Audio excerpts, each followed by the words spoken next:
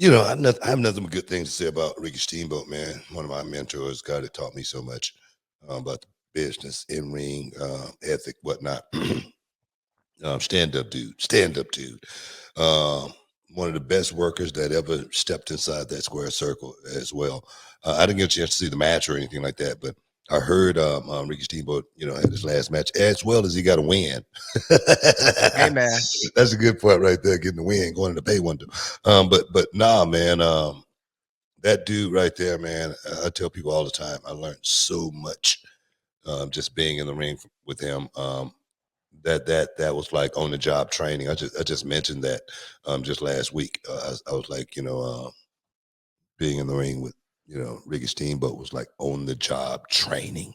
I learned more in that match than I did in the full entire time I was in a wrestling school or anything like that. And I was like, wow, man. I walked away from that match going, wow, man. It's like Randy Orton said with me after his first match. Is it supposed to be? Is it that easy? And I go, yeah, it's supposed to be that way easy every night, And that's the way I felt working with Steamboat. So yeah, man, I didn't get a chance to see it. I'm definitely going to go back and check it out. I don't know. Maybe I didn't go and watch it because I didn't.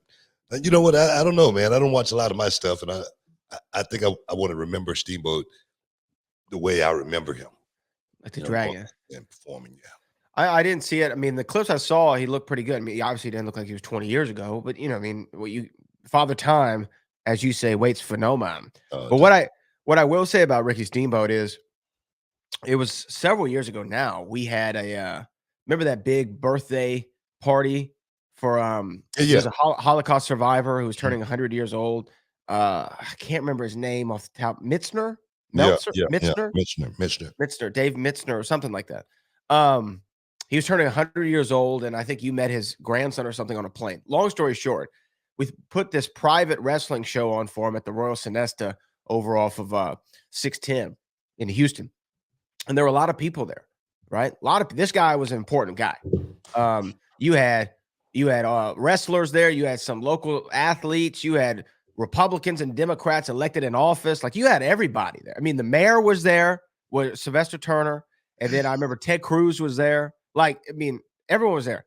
But this is what I remember most is Ricky and Bret were two of the guys that were invited down to be part of kind of this like ceremony for this guy's birthday. And they were staying at a hotel by the airport. And we had some car service, or someone gave us a car to go pick them up in. So I remember I went to go pick them up because I was still cutting my teeth, right? And we're driving to the show, and this doesn't reflect bad on Ricky, so I don't mind saying that because it was the funniest line I think I've ever heard.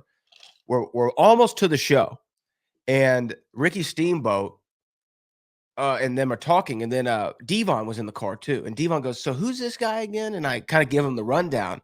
I'm like, "He's 100 years old. He's a Holocaust survivor. I think he's a billionaire." And as soon as I said that, I felt a hand on my shoulder, my right shoulder, coming from the back seat, and it was Ricky Steamboat. And he leaned in just a little bit. He goes, "Excuse me, did you say billionaire?" And Ricky was like, "I got to find this guy. Where is he at?" He was thinking about that payoff. He was like, book got me. I could have got more money out of this. How much is Bret getting paid? I remember Ivan Putski, my old trainer. He was there as well. And the only thing Ivan wanted to know was, what is my check and when can I get it? He was and as soon as he got paid, Ivan's still with us, right?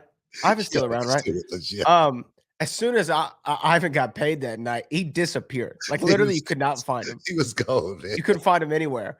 And what was so funny is Bret Hart, and Ivan Putski's kind of a shorter guy now, right? Yeah, I mean, a little bit older. And I remember Bret Hart took a picture with the David Mitzner guy, and he posted on Instagram, and he goes, "The Hitman of the Polish Hammer." Do you remember that? I was like, I'd have the heart to tell Bret that wasn't the Polish Hammer. I remember so much about that night. Oh, man, get no sex, man. Get no sex. I ran into Ivan not too long ago, and he didn't know who I was. Yeah. Yeah, I think he thought I was a Hot Man Johnson. that Big T? Is that Big T I see? Like he said, "What's up, Tony?" What's up, I Tony? just went with it. But I bring all this up to say this is how cool Ricky and Bret Hart are. Because they just got paid to do their appearance or whatever, and they could have said, "Hey," They got paid some good money for that. they got paid good. But they could have said, "Hey, Brad, take me back to the hotel. Show's over, pal." Right? They stuck around, and then they held about a half hour court with the rest of the boys who worked on the show. And Ricky said, "Okay, hey, let me tell you a couple things I saw." And he started going through the guys' matches. He didn't have any notes, just from what he remembered. Yeah, And then he said, "Brett, tell him about, and then Bret Hart started giving the guys info. And, you saw all of us, including yeah, myself, just sitting around like a sponge, listening to these two guys, give it back. And I yeah, thought that was so cool of them, and they didn't have to do it, but they wanted to, and it was a yeah, really yeah, cool moment. yeah. Good people, man. Both of those guys, Steamboat, Brett. I just talked to Brett. I don't know, 2 weeks ago, 3 weeks ago.